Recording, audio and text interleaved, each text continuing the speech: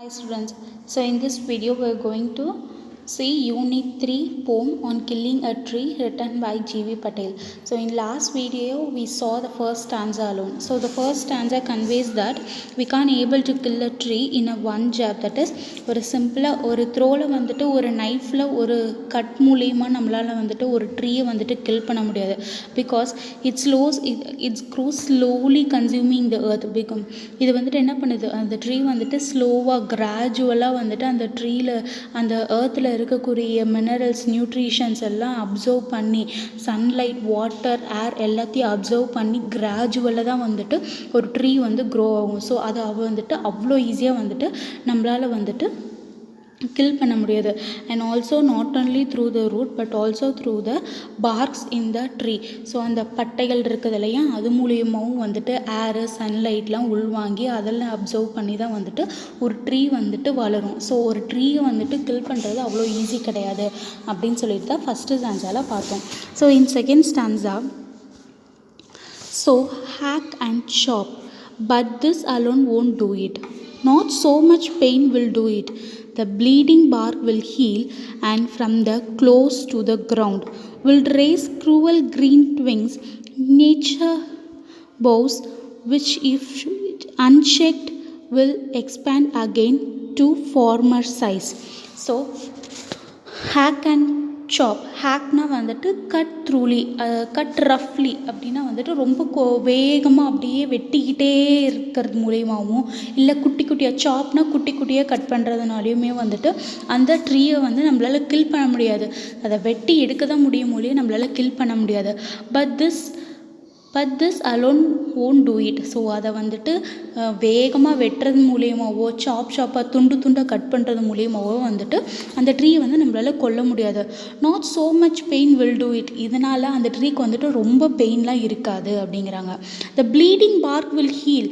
So நம்ம அதை வெட்ட போகும்போது அதோட கசிவுகள், அதாவது அதில் இருக்கிற சாறுலாம் வரும் இல்லையா, அதெல்லாம் வந்து ஹீல் ஆகும். ஹீல்னால் அப்படியே வந்துட்டு தேங்கிடும் அப்படின்னு சொல்கிறாங்க. ஸோ இங்கே பாருங்கள், இந்த ஃபோர்த் லைனில் வந்து bleeding bark will heal. So ப்ளீடிங்னால் வந்துட்டு நம்மளுக்கு வந்துட்டு பிளட்டு வந்து ப்ளீட் ஆகுது, ஸோ பிளட்டு வந்து வெளியில் வருது அப்படின்னு சொல்லுமா. ஸோ இங்கே பாருங்கள், நம்மளோட ஹியூமன் குவாலிட்டிஸை வந்து இங்கே மென்ஷன் பண்ணியிருக்காங்க ட்ரீ கிட்ட. So the bleeding bark will heel.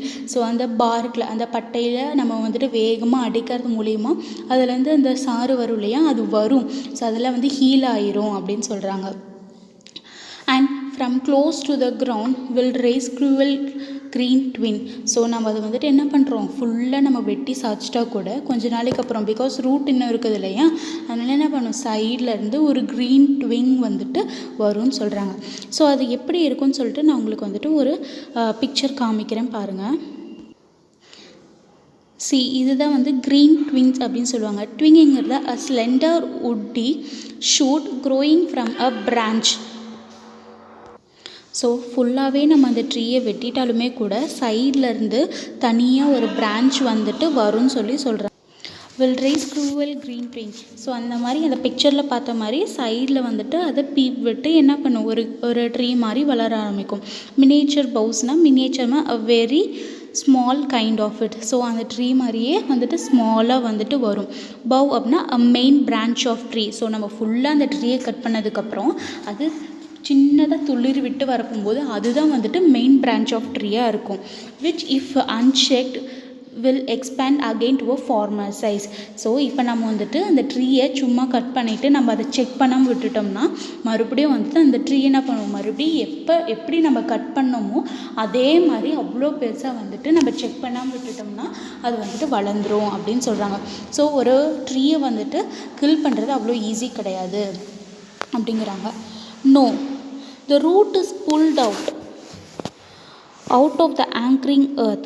It is to be roped, tied and pulled out, snapped out or pulled out entirely out from the earth cave, and the strength of the tree exposed, the source white and wet, the most sensitive hidden for years inside the earth.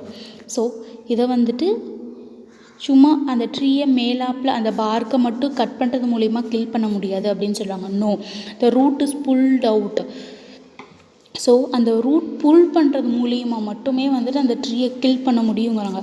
So சும்மா அந்த ரூட்டை மட்டும் நம்ம புல் பண்ணிட்டும் விட்டுற முடியாது. So அதோட இது சொல்கிறாங்க, அந்த ரூட் எந்த அளவுக்கு நம்ம ஏர்த்தில் வந்துட்டு ஃபிக்ஸ் ஆகிருக்குங்கிறத சொல்கிறாங்க. The root is to be pulled out one of the anchoring earth.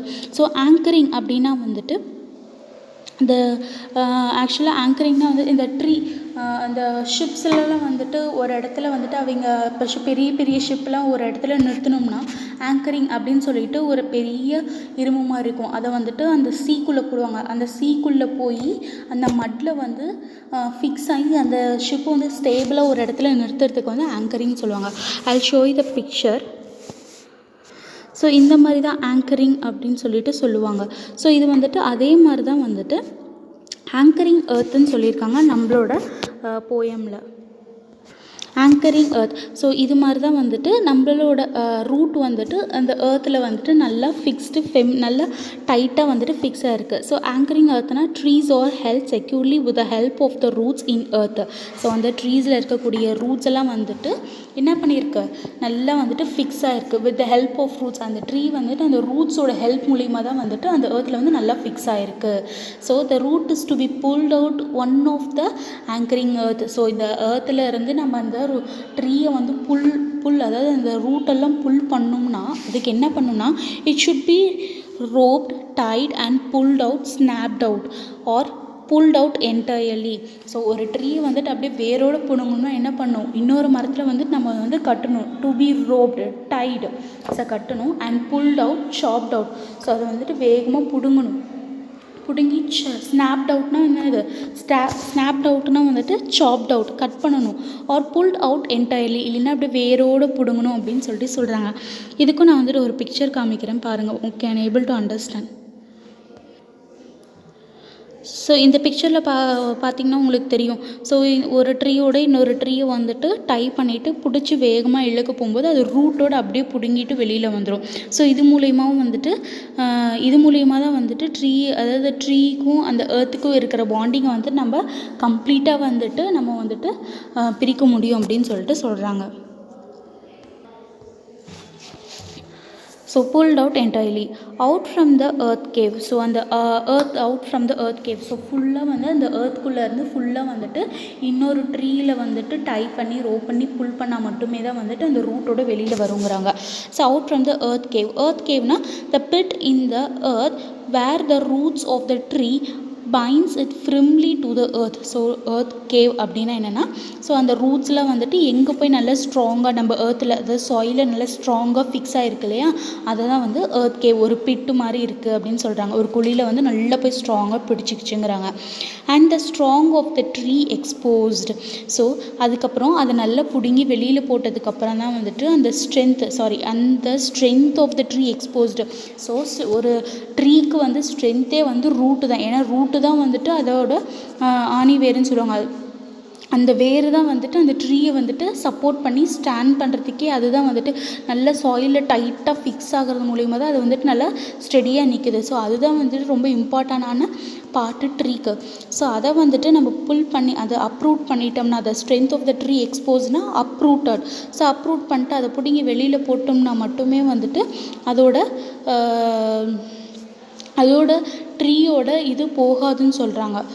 ட்ரீயோட breath வந்து போகாதுன்னு சொல்கிறாங்க. The source white and wet, the most sensitive hidden for years inside the earth. So அந்த ரூட்டெல்லாம் வெளியில் வந்ததுக்கப்புறம் அந்த சோர்ஸ்னால் அந்த ரூட்டை தான் சொல்கிறாங்க. The source white and wet. So அந்த ரூட் வந்து எப்படி இருக்கணும்னா, ஸோ ரொம்ப ஒயிட்டாக இருக்கும். The roots are white and வெட்டுனா வந்து டேம்ப், அது ஒரு மாதிரி ஈரப்பதத்தோடு இருக்குன்னு சொல்லுவாங்க. ஸோ அதுக்கும் நான் ஒரு பிக்சர் காமிக்கிறேன் பாருங்கள். ஸோ ரூட்லேருந்து வெளியில் வந்ததுக்கப்புறம் அந்த ரூட் பாருங்கள் ஒயிட்டாக இருக்குது. அண்ட் ஆல்சோ அது ஒரு மாதிரி வெட்டியாக தான் இருக்கும். ஒரு மாதிரி ஏன்னா ஏர்த்குள்ளே இருக்க போகும்போது அதனாலே தண்ணி ஊற்றுவோம், அதெல்லாம் அப்சர்வ் பண்ணல, ஈரத்துலேயே அதாவது சன்லைட் படாமல் இருக்கிறதுனால அது என்ன ரொம்ப ஒயிட்டாக சாஃப்டாக தான் இருக்கும். அண்ட் ஆல்சோ அது வந்துட்டு எப்படி இருக்கும், வெட்டாக தான் இருக்கும்னு சொல்கிறாங்க. the most sensitive hidden for years inside the earth. So ஏர்த்குள்ளே ரொம்ப வருடங்களாக ரொம்ப சென்சிட்டிவாக இருக்கும், ரொம்ப சாஃப்டாக இருக்கும் அந்த ரூட்ஸ்லாம். ஸோ பல வருடமாக வந்துட்டு ஏர்த்குள்ளே புதஞ்சிருக்கு அப்படின்னு சொல்லிட்டு சொல்கிறாங்க. ஸோ தேர்ட் ஸ்டான்ஸாவில் வந்துட்டு இந்த ரூட், அதாவது கட் பண்ணுற மூலியமாக மட்டுமே வந்துட்டு ட்ரீயை வந்து கில் பண்ண முடியாது, அதை ரூட்ஸையும் எடுக்கணும். The root is to be pulled out of the anchoring earth. So இந்த எர்த், அதாவது இந்த எர்த்குள்ளே எப்படி ஒரு ஷிப்பை எப்படி அந்த ஆங்கரிங் மூலமாக ஸ்டேபிளாக நிற்க வைக்குதோ அதே மாதிரி தான் ரூட் வந்துட்டு ஒரு ட்ரீயை வந்து ஸ்டேபிளாக நிற்க வைக்குது. ஸோ அதை வந்துட்டு அந்த ரூட்டுக்கும் அந்த எர்த்துக்குள்ள கனெக்ஷனை வந்து நம்ம எடுக்கணும். ஸோ அதுக்கு என்ன பண்ணோம்னா ஒரு ட்ரீயோட இன்னொரு ட்ரீயை வந்து டைப் பண்ணி பிடிச்சி அதாவது புல் அவுட் பண்ணால் மட்டுமே அது ரூட் கம்ப்ளீட்டாக வெளியில் வரும். ஸோ அந்த ரூட் எப்படி இருக்கும்னா வந்துட்டு எர்த்குள்ளே நல்லா டைட்டாக ஃப்ரிம்லியாக வந்து ஃபிக்ஸ் ஆகிருக்கும். ஸோ அந்த ரூட் ஒன்ஸ் வெளியில் வந்துருச்சுன்னா அதோட அப்ரூட், அதாவது வெளியில் வந்துருச்சுன்னா அதோட அந்த ட்ரீயோட ஸ்ட்ரென்த்தே போயிடும். ஸோ சோர்ஸ் அந்த ரூட் வந்து எப்படி இருக்குன்னா ஒரு ஒயிட்டாக வெட்டாக இருக்கும். பிகாஸ் அது ரொம்ப வருடமாக ரொம்ப சென்சிட்டிவாக வந்துட்டு எர்த்குள்ளேயே இருந்ததுனால ரொம்ப ஒயிட்டாகவும் வெட்டாகவும் இருக்குன்னு சொல்கிறாங்க. Last stanza. Then the matter of choking and chalking in sun and air, browning, hardening, twisting, withering, and then it is done. So then the matter. So once நம்ம வந்துட்டு அதை அப்ரூட் பண்ணி, அதாவது நம்ம வந்துட்டு அந்த வேரோடு பிடுங்கி அந்த மரத்தை போட்டதுக்கப்புறம் என்ன பண்ணணும்னா, ஸோ அந்த மரத்தை வேரோடு பிடுங்கினா மட்டுமே அந்த ட்ரீயோட ப்ரீத்திங் நின்றுச்சுன்னு அர்த்தம் கிடையாது. அதுக்கப்புறம் என்ன பண்ணணும்னா of snoring and choking. So ஸ்னோரிங்னால் வந்துட்டு drying up of the tree after been uprooted. So வேரோடு பிடுங்கி ஒரு சைடு போட்டதுக்கப்புறம் என்ன பண்ணணும், அதை வந்து ட்ரை பண்ணணும். சன்லைட்லேயும் ஏர்லேயும் வந்துட்டு நம்ம என்ன பண்ணணும், ட்ரை பண்ணணும். ஜோக்கிங்னா வந்துட்டு ப்ரீத்திங் எண்டு. ஸோ அதை வந்துட்டு அதோட ப்ரீத்திங்கை ஸ்டாப் பண்ணுறதுக்கு என்ன பண்ணணும், அதோட ரூட்டோடு பிடுங்கி அப்படியே போட்டுடணும். நல்ல வெயிலையும் நல்லா காற்றுலையும் வந்து போட்டுடணும். தென் அது வெயிலையும் காற்றுலையும் இருக்க போகும்போது இட் ஸ்டார்டட் டு ப்ரௌனிங், ரொம்ப ப்ரௌன் ஆகி ஹார்டாகும். அதை வந்துட்டு என்ன ஆகும், அந்த ரூட்டும் வந்துட்டு சேர்ந்து என்ன ஆகும், ஹார்டாகி ட்விஸ்டிங்னா வளைஞ்சி நெளிஞ்சு இருக்கும். ட்விஸ்டிங், வித்தரிங்னா ட்ரை ஆகும். And then it is done. So அதுக்கப்புறம் தான் என்ன ஆகும், அந்த ட்ரீயோட லைஃப் வந்து எண்ட் ஆகும் அப்படின்னு சொல்கிறாங்க. ஸோ ஒரு ட்ரீயை வந்துட்டு கில் பண்ணுறது அவ்வளோ ஈஸி கிடையாது. அப்புறையே நீங்கள் வந்துட்டு ஒரு ட்ரீயை வந்துட்டு நீங்கள் வந்து ட்ரீஸை வந்து டெஸ்ட்ராய் பண்ணணும்னு நினைக்கிறீங்க அப்படின்னு சொல்கிறதுக்கு தான் இந்த போயம் வந்து ஜிவி பட்டேல் எழுதியிருக்காரு. தேங்க்யூ.